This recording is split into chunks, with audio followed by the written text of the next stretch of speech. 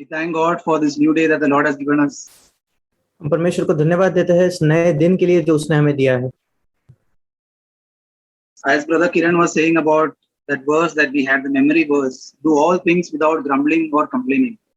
जैसे भाई किरण उस मेमोरी वर्स के बारे में बता रहे थे, सब काम बिना कुड़कुड़ाए और बिना विवाद के किया करो। As he pointed out that the reason for grumbling and complaining, one reason is because I expect something from others. That's the one reason. और जैसे उन्होंने बताया, कुड़कुड़ाने या विवाद करने का एक कारण ये होता है कि मैं दूसरों से किसी बात की अपेक्षा रखता हूँ। So it will be that I'm not a zero. I'm not considering myself as nothing. That is why I have expectations. और उसका कारण ये है कि मैं अपने आप को शून्य या मैं अपने आप को बिल्कुल कुछ भी नहीं हूँ ये नहीं समझता, इस वजह से मैं दूसरों से अपेक्षा रखता हूँ। When I come to the place, Lord, I am a zero. I don't deserve anything at all.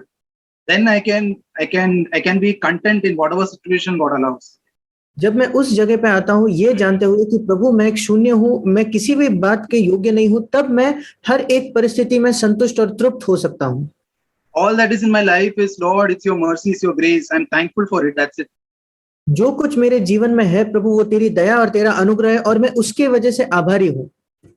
If I come out of that 0 point and I little also think something about myself, then I will start expecting and start grumbling and complaining. अगर उस शून्य होने के स्थान से मैं थोड़ा भी हट जाऊं और अपने आप को कुछ समझूं, फिर मैं कुड़कुड़ाने लगूंगा और विवाद करने लगूंगा। Jesus is a perfect example of the one who became nothing.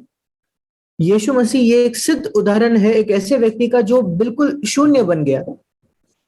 He had lot of difficulties at home, I'm sure of that, but he was at peace at all the time because he made himself of no repute. He had no expectations. मैं निश्चित हूं कि उसके घर पे बहुत कठिनाई थी, पर उसके बावजूद वो हर समय बिल्कुल शांति में था क्योंकि उसने अपने आप को इतना शून्य कर दिया था, उसकी कोई अपेक्षाएं नहीं थी। That Jesus is the best example for us to follow. May the Holy Spirit show us more of how Jesus lived on this earth. यीशु मसीह सर्वश्रेष्ठ उदाहरण है जिसके पीछे हम चल सकते हैं और इसलिए पवित्र आत्मा हमारी आंखें खोले ये दिखाने के लिए कि यीशु इस पृथ्वी पर कैसे चला। And the following verses after the verse 14, 15, 16th verses says holding fast to the word of life. और फिलिपियो 2:14-15 के बाद जो वचन आता है 16 वचन, वहां लिखा है कि जीवन के वचनों को थामे हुए। 15 वचन हिंदी में। So it is not just negative that I don't grumble or complain, but hold fast to something. The word of life, the word of God comes as living to me, and that is what is in my heart. और इसलिए ये सिर्फ नकारात्मक नहीं है कि कुछ बातों से मैं दूर रहता हूं, पर जीवन का वचन, परमेश्वर का वचन मेरे हृदय में आता है। May God help us to really ask God's grace to walk this way. परमेश्वर सचमुच हमारी सहायता करे कि हम उससे अनुग्रह मांगे कि हम इस मार्ग पर चल पाए। We can read from Ephesians 2. हम इफिसियों के दूसरे अध्याय से पढ़ सकते हैं 8 to 10. 8 से लेकर 10 वचन। It says, for by grace you have been saved through faith, and that not of yourselves, it is the gift of God, not as a result of works, so that no one may boast. For we are his workmanship, created in Christ Jesus for good works, which God prepared beforehand so that we would walk in them. It is only by grace, yeah. क्योंकि विश्वास के द्वारा अनुग्रह ही से तुम्हारा उद्धार हुआ है, और यह तुम्हारी ओर से नहीं वरन परमेश्वर का दान है, और न कर्मों के कारण, ऐसा न हो कि कोई घमंड करे, क्योंकि हम उसके बनाए हुए हैं और मसीह यीशु में उन भले कामों के लिए सृजे गए हैं जिन्हें परमेश्वर ने पहले से हमारे करने के लिए तैयार किया। It is only by grace we are saved through faith. हम सिर्फ अनुग्रह के द्वारा विश्वास से हमारा उद्धार हुआ है। So that is by believing in what God in Christ has done for us. और यीशु मसीह में विश्वास करने की वजह से परमेश्वर ने हमारे लिए ये किया है। There is no work from our side in that. इसमें हमारी ओर से कोई काम नहीं था। But after we are born again, we have some good works that God has already prepared beforehand that we need to do. पर हमारा नया जन्म होने के बाद परमेश्वर ने पहले से ही ऐसे काम निर्धारित किए हैं जिन्हें हमें करना है। We are members of one body. हम एक ही शरीर के अंग हैं।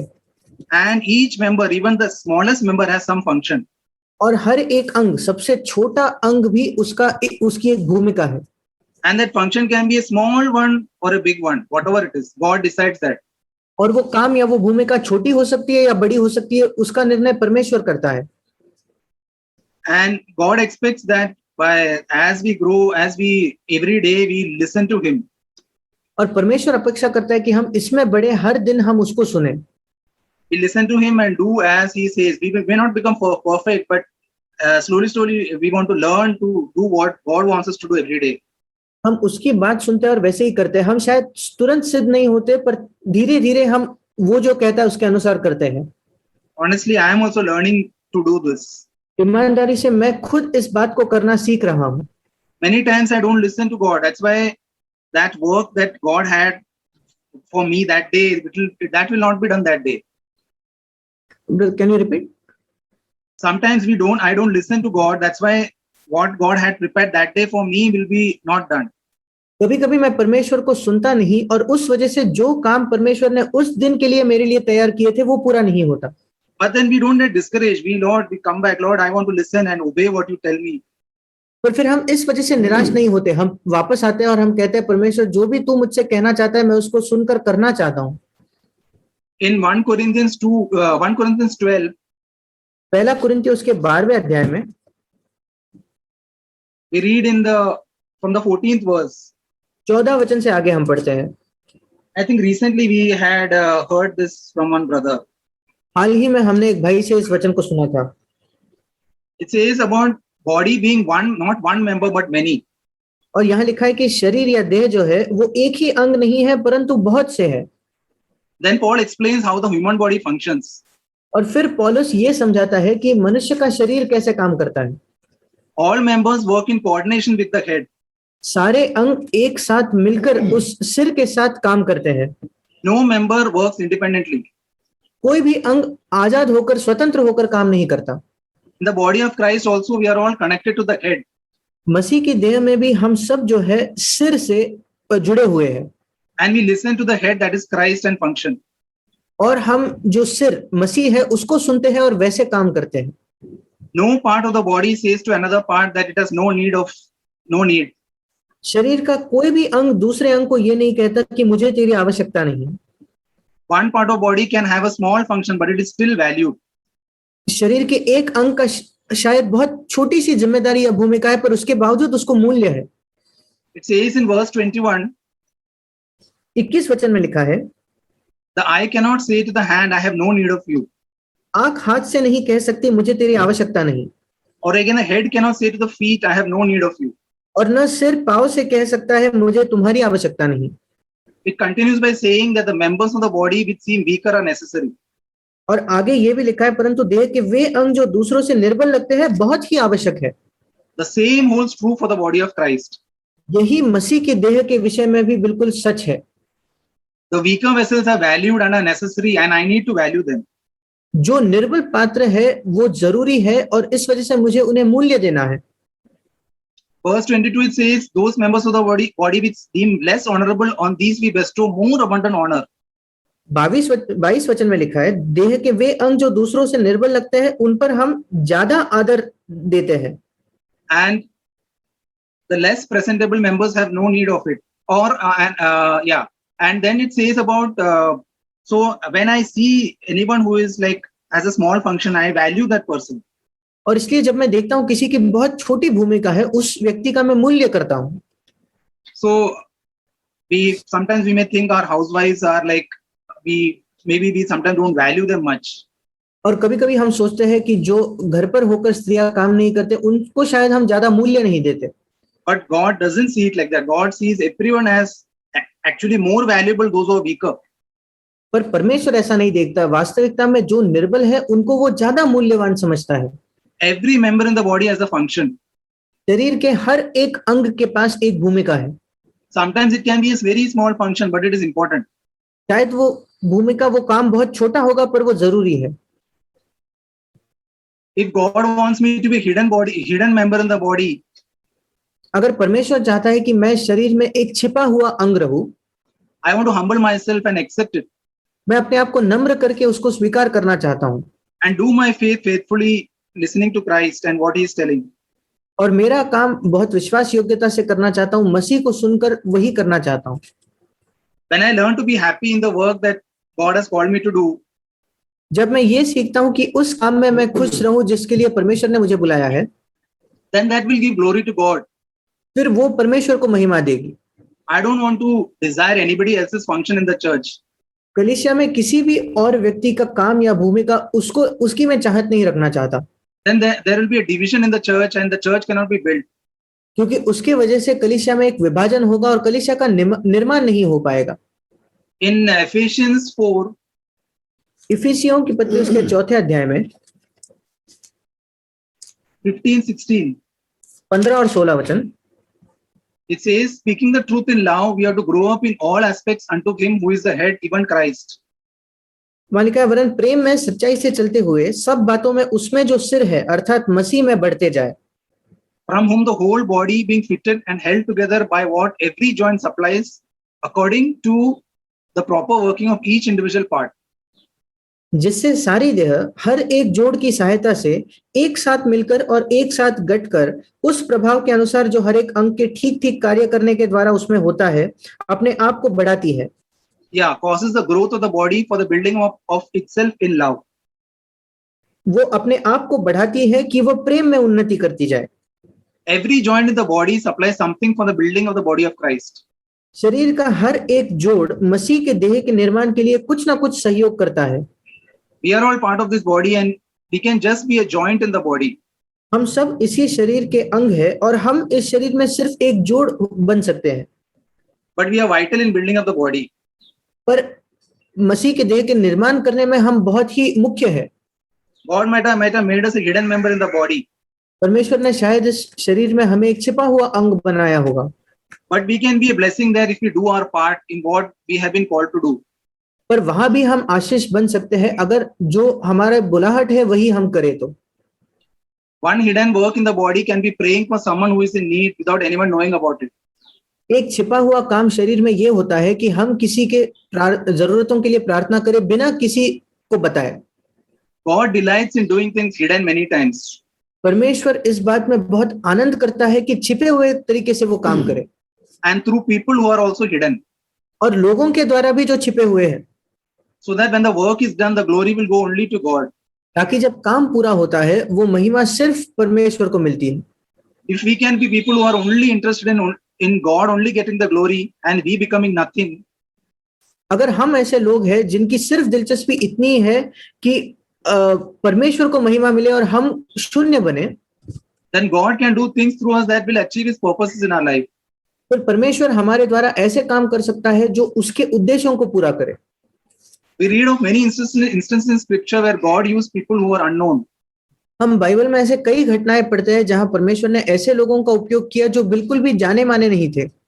They just did what was told to them. उन्होंने बस उतना ही किया जो परमेश्वर ने उनसे करने को कहा। In some instances, we don't know even the names of those people. कुछ घटनाओं में तो हम इन लोगों के नाम भी नहीं जानते। Sometimes God used people whose genealogy also we don't know. कभी कभी परमेश्वर ने ऐसे लोगों का इस्तेमाल किया जिनके वंशावली भी हम नहीं जानते। In Genesis 14:16, उत्पत्ति उसके 14 अध्याय के 16 वचन में this is the time when Abraham was returning after defeating those who had taken Lot captive. ये वो समय है जब अब्राहम वापस आ रहा था लूत को छुड़ाकर। He brought back all the goods and also brought back his relative Lot with his possessions. उसने सारे धन को, अपने भतीजे लूत और उसके धन को भी वापस लाया। We read first about Melchizedek. First time we read about Melchizedek in Genesis 14. हम पहले बार मलकीसिदक के विषय में उत्पत्ति उसके 16वें अध्याय में पढ़ते हैं। Sorry, I think 18. Yeah, sorry, 18. 18 वचन में। And then it says in the 18th verse that Melchizedek, king of Salem, brought out bread and wine. और फिर लिखा है तब शालेम का राजा मलकीसिदक जो परम प्रधान ईश्वर का याजक था रोटी और दाख मधु ले आया। And he was a priest of God Most High. वो परम प्रधान ईश्वर का याजक था। 19th verse says he blessed Abraham and said, "Blessed be Abraham of God Most High, possessor of heaven and earth." और 19वें वचन में वो उसने अब्राहम को आशीर्वाद देते हुए कहा, परम प्रधान ईश्वर की ओर से जो आकाश और पृथ्वी का अधिकारी है, तू धन्य हो।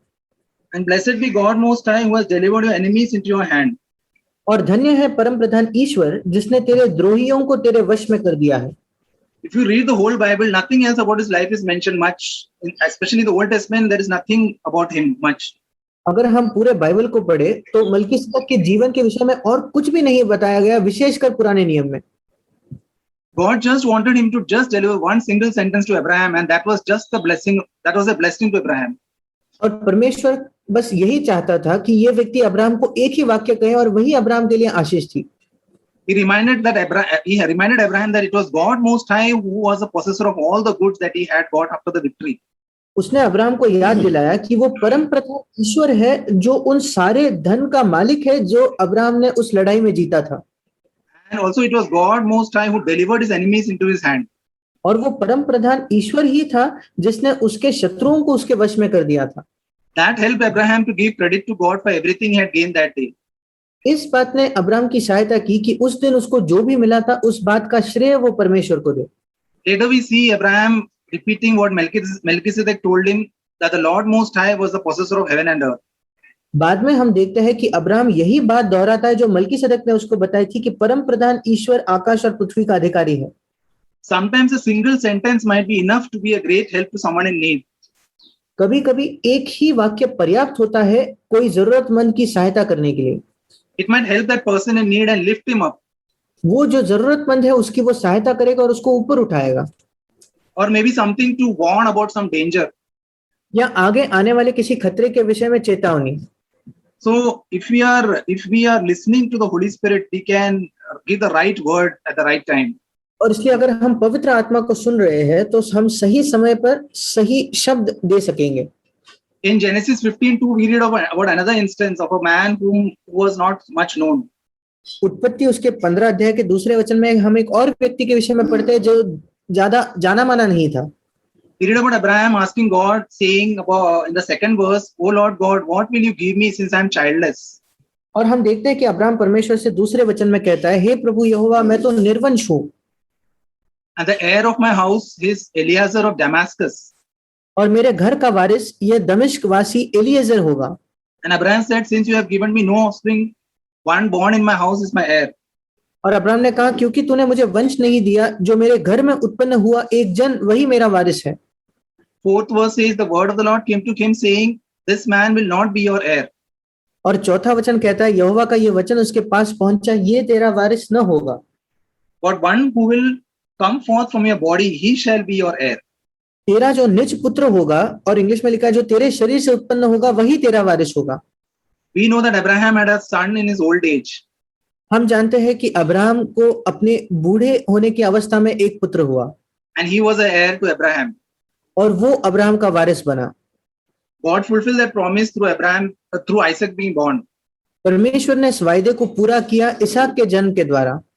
Then we see of the work that Eliezer did. In only one chapter of Genesis, we read about what Eliezer did. फिर हम उस काम को देखते हैं जो एलिएजर ने पूरा किया। उत्पत्ति के एक ही अध्याय में हम उस काम को पढ़ते हैं। He was given the work of finding a bride for Isaac. उसको ये काम सौंपा गया था कि इसहाक के लिए वो एक दुल्हन को ढूंढे। Eliezer might have come to know that he won't be the heir when Isaac was born. Eliezer को शायद ये बात पता चल गई थी कि जब इसहाक का जन्म हुआ तो वो वारिस नहीं रहेगा। But that didn't hinder him in doing the work that Abraham wanted him to do. पर इस बात ने उसके लिए ऐसी कोई बाधा नहीं खड़ी की वो काम करने के लिए जो अब्राहम ने उससे करने को कहा। He did the work faithfully and found the right person for Isaac as a wife. उसने वो काम विश्वास योग्यता से किया और एक सही पत्नी को इसहाक के लिए खोजा। And if you read that chapter where it is mentioned about that, he kept the focus on Isaac and Rebekah. और अगर हम उस अध्याय को पढ़े जहां इस घटना का वर्णन है तो उस पूरे अध्याय में ज्यादा ध्यान इसहाक और रेबेका के विषय में है। He didn't want Laban to know about him. वो ये नहीं चाहता था कि लाबान अपने उसके विषय में जाने। He just said that he was Abraham's servant. उसने इतना ही कहा कि वो अब्राहम का दास है। He just did the task that was given to him. उसको जो काम सौंपा गया था उसने बस वही पूरा किया। Then if you read, you don't read about him after that. That's it. और अगर हम आगे देखें तो उसके बाद हम उसके विषय में कुछ भी नहीं पढ़ते। That servant, the way he worked is the way Holy Spirit works in our lives. और उस दास ने जिस प्रकार काम किया ऐसे ही पवित्र आत्मा हमारे जीवन में काम करता है। He works in a hidden way and he's preparing us to be a bride of Christ. वो छिपे हुए काम तरीके से हमारे जीवन में काम करके हमें मसीह का दुल्हन बनाने के लिए तैयार कर रहा है। Yeah, he is helping us daily to be transformed into Christ likeness. वो हर दिन हमारी सहायता कर रहा है कि हम मसीह के जैसे, मसीह के सदृश बदल जाए। 1 Kings 17. पहला राजा उसका 17 अध्याय। Here we read about a widow in Zarephath. जहां हम सरपत नगर में एक विधवा के, सारपत नगर के एक विधवा के विषय में पढ़ते हैं। She helped Elijah with food and wine. उसने एलिया की सहायता की उसको भोजन देकर। Yes, and she was again an unknown person. और फिर एक बार वो एक अनजान स्त्री थी। God asked Elijah to go to Zarephath and commanded a widow there to provide for him. परमेश्वर ने एलिया से कहा कि तू सरपत नगर में जा और वहां एक विधवा को उसको खिलाने की आज्ञा दी। And no one might have thought about this widow to help Elijah, but God sees what we don't see. और शायद किसी ने नहीं सोचा होगा इस विधवा के विषय में एलिया की सहायता करने के लिए, पर परमेश्वर वो देखता है जो हम नहीं देख पाते। He works in ways we don't understand. वो ऐसे तरीकों से काम करता है जिनको हम समझ नहीं पाते। And God used that unknown widow to be a blessing to Elijah. और परमेश्वर ने उस अनजान विधवा की उपयोग किया एलिया के लिए एक आशीष बनने के लिए। Sorry, I think I'm not sure about the wine, but I think water and bread. That's what mentioned. और उस विधवा ने उसको रोटी और पानी दिया। So that widow was very poor. और वो जो विधवा थी वो बहुत ही गरीब थी। But that was not a limitation to God. पर ये परमेश्वर के लिए इस वजह से कोई बाधा नहीं उत्पन्न हुई। Elijah told the widow to give him a piece of bread in her hand in verse 11. और 11वें वचन में एलिया ने उसको कहा कि उसके हाथ में एक टुकड़ा रोटी मेरे पास ले आ। She said in verse 12, as the Lord your God lives, I have no bread, only a handful of flour in the bowl. और 12 वचन में वो कहती है, तेरे परमेश्वर यहोवा के जीवन की शपथ, मेरे पास एक भी रोटी नहीं है, केवल घड़े में मुट्ठी भर मैदा है। And a little oil in the jar. और कुप्पी में थोड़ा सा तेल है। And behold, I am gathering a few sticks that I may go in and prepare for me and my son that we may eat and die. और मैं 2-1 लकड़ी बीन कर लिए जाती हूँ कि अपने और अपने बेटे के लिए उसे पकाऊं और हम उसे खाएं फिर मर जाए। God worked a miracle there, and the widow's bowl of flour was not exhausted. परमेश्वर ने वहां एक चमत्कार किया और उस विधवा का जो आटे का जो पात्र था वो खत्म ही नहीं हुआ। And a jar of oil didn't become empty, and she and he and her household ate for many days. और कुप्पी में जो तेल था वो भी नहीं घटा और उसने, उसके परिवार ने बहुत दिनों तक उसको खाया। Later we read about Elijah raising the widow's son. बाद में हम पढ़ते हैं एलिया उस विधवा के स्त्री को फिर एक बार जीवन देता है। That unknown widow just provided for a prophet, and God blessed Elijah as well as the widow. उस अनजान विधवा ने एक भविष्यद्वक्ता के लिए प्रावधान किया और परमेश्वर ने उसको और एलिया को आशीष दी। God wants us to be a blessing to others without anyone knowing about it. परमेश्वर चाहता है कि हम दूसरों के लिए एक आशीष बने बिना कोई उसके विषय में कुछ जाने। It doesn't depend on if we have enough. ये इस बात पर निर्भर नहीं होता कि हमारे पास पर्याप्त है या नहीं। God knew the widow's heart and her faith. परमेश्वर उस विधवा के हृदय को और उसके विश्वास को जानता था।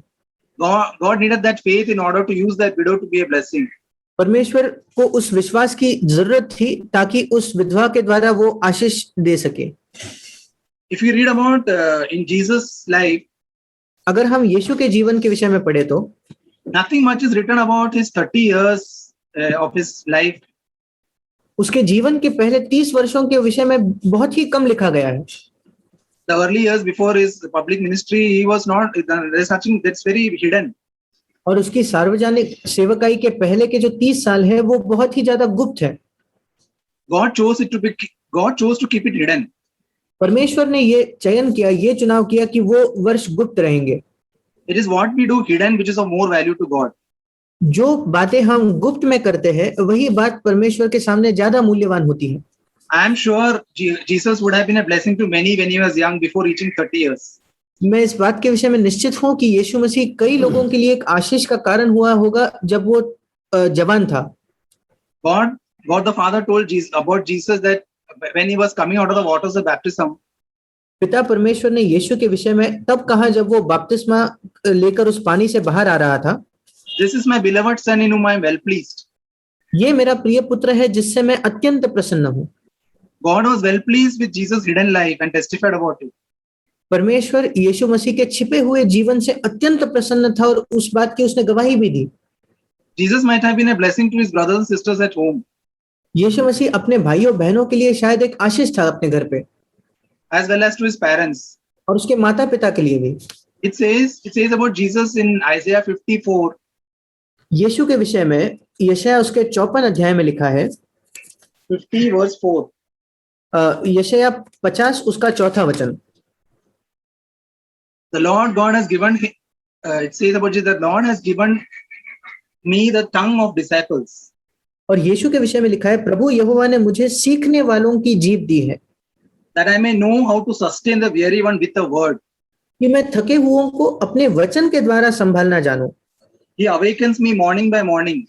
भोर को वह नित मुझे जगाता है। He awakens my ear to listen as a disciple. और मेरा कान खोलता है कि मैं शिष्य के समान सुनूं। Jesus during his earthly life might have lifted up and sustained many weary people with just a word. यीशु मसीह अपने इस पृथ्वी के जीवन पर उसने शायद कई थके हुए लोगों को अपने शब्द से उठाया होगा। He might have helped someone in need with a small thing like repairing a table or bench as he was a carpenter. उसने लोगों की छोटी छोटी तरीकों से सहायता की होगी क्योंकि वो बढ़ाई था, कोई टेबल या कुर्सी को रिपेयर किया होगा। Maybe helping his mother in the household work. शायद घर के कामकाज में अपनी माँ की उसने सहायता की होगी। But one thing was different. One thing that we find him is he was doing everything with joy and with joy in his heart. पर एक बात हम पाते हैं कि वो सारी बातें अपने हृदय में आनंद के साथ कर रहा था।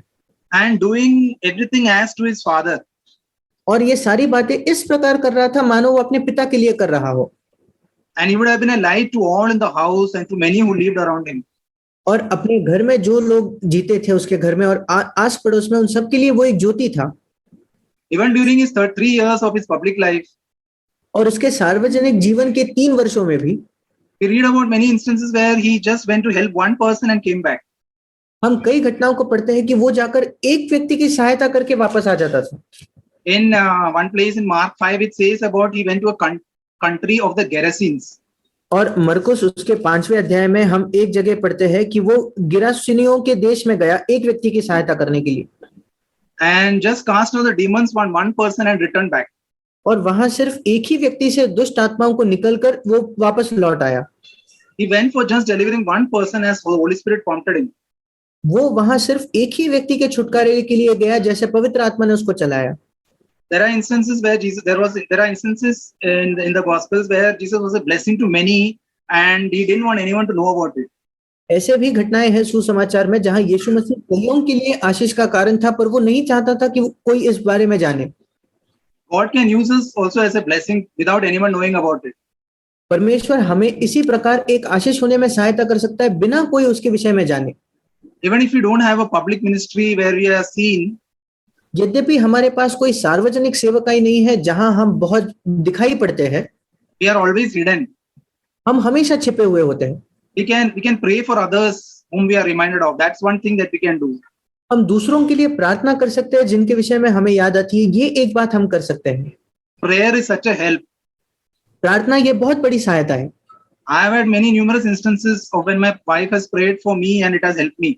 मेरे साथ ऐसे कई घटनाएं हुई है जहां मेरे पत्नी ने मेरे लिए प्रार्थना की और उस वजह से मेरी सहायता हुई। We can pray for others whom we remember. हम दूसरों के लिए प्रार्थना कर सकते हैं जिनकी हमें याद आती है। And ask God to give us a burden for others to pray for them. और हम परमेश्वर से मांग सकते हैं कि वो हमें एक बोझ दे ताकि हम दूसरों के लिए प्रार्थना करें। We can also speak a word that God puts in our mouth and can be a blessing to one person. और हम कोई वचन भी कह सकते हैं जो परमेश्वर हमारे मुंह में डालता है और वो किसी एक व्यक्ति के लिए एक सहायता बनती है। Maybe it is a small message, but it will be a blessing if you can share that. शायद वो एक छोटा संदेश है पर शायद वो आशीष देगा अगर हम उसको बांटेंगे तो। It is not always big things that we need to do to be a blessing. आशीष का कारण बनने के लिए हमें हमेशा बड़ी बातें करने की जरूरत नहीं। It can be small things that we do as God speaks to us, and then we can be a blessing to others at home also. वो छोटी बातें हो सकती है जो हम करते हैं और उसके बाद हम घर में भी आशीष बन सकते हैं। God wants me to be faithful in the small things that He sends my way, and that can help many. परमेश्वर चाहता है कि जिन बातों को वो मेरे मार्ग में भेजता है उन छोटी बातों में मैं विश्वास योग्य रहूं और वो बात कईयों के लिए आशीष बनेगी। We can pray with faith for our children that they will follow the Lord. हम विश्वास से हमारे बच्चों के लिए प्रार्थना कर सकते हैं कि वो परमेश्वर का अनुसरण करें। We can pray with the promise that there is a promise in the Word of God that says, all your children will be taught of the Lord, and the well-being of your children will be great. हम उस वायदे पर दावा करके प्रार्थना कर सकते हैं क्योंकि परमेश्वर के वचन में कहता है कि तेरे सारे बच्चे यहोवा के सिखलाए हुए होंगे और उनका भविष्य जो है अच्छा होगा। We can claim this promise by faith for our children and pray for them. हम इस वायदे का विश्वास से दावा कर सकते हैं हमारे बच्चों के लिए और उनके लिए प्रार्थना कर सकते हैं। If we read about the biography of the life of Susanna Wesley, अगर हम सुजाना वेस्ली के जीवन के विषय में पढ़े तो she had delivered 19 children, उसके 19 बच्चे थे, but 9, including 2 sets of twins, died in infancy. पर उसमें से 9 बच्चे जिसमें 2 जुड़वा भी थे उनकी बचपन में ही मृत्यु हो गई।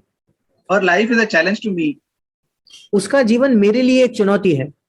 She knew from personal experience that quality one-on-one time with a parent is hard to come by in a family with many children. वो अपने ही अनुभव से जानती थी कि एक परिवार में जहां बहुत बच्चे होते हैं हर एक बच्चे के साथ अकेले में समय बिताना बहुत कठिन होता है। Yet she knew it was very important. उसके बावजूद वो जानती थी कि ये बहुत ज्यादा जरूरी है। So she set a rotating schedule through which each of her children spent 1 hour with her alone before bedtime. और इसलिए उसने पूरे दिन को इस प्रकार से अपने समय को बांट दिया था ताकि उसका हर एक बच्चा सोने से पहले कम से कम 1 घंटा उसके साथ बिताए।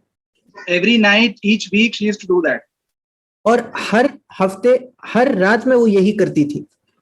And even though she had so much of household work, she could train her children, and we know about Charles and John Wesley, how God used them. और यद्यपि उसके घर में इतना काम होगा उसके बावजूद उसने अपने बच्चों को प्रशिक्षित किया और हम चार्ल्स और जॉन के विषय में जानते हैं कि उन्होंने परमेश्वर ने कैसे उनका उपयोग किया। In those days, the girls in that place, she used to train her daughters also.